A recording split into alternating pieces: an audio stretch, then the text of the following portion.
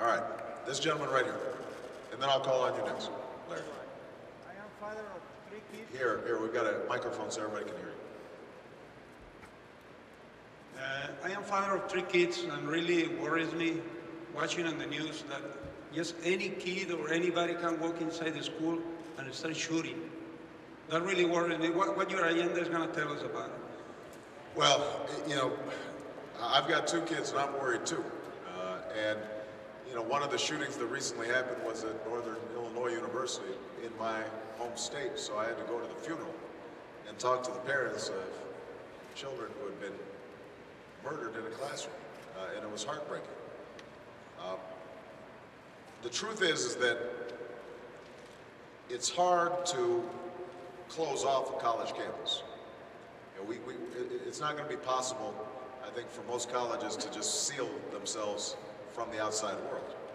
And the question then is, what are we doing to provide, number one, the kinds of common sense gun laws that respect the right of people to hunt and shoot and protect their families, but keep guns out of the hands of criminals, those who are mentally ill, young people. You know, we've got to do a much better job of screening than we're doing right now. We have to do a much better job of tracing gun dealers who are selling guns into the streets. And that requires some changes in our laws, but also better enforcement.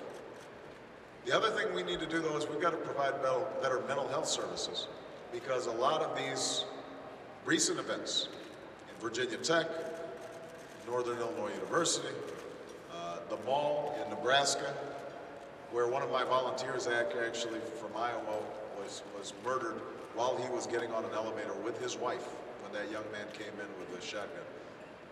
One of the things that we have in common is these are all people who had severe mental problems, but they weren't getting help.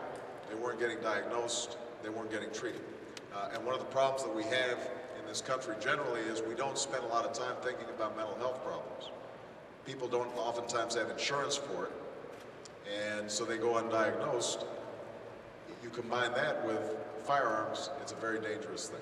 And so part of what I want to do with my healthcare plan is to make sure that mental health services are included as part of a normal aspect of treatment.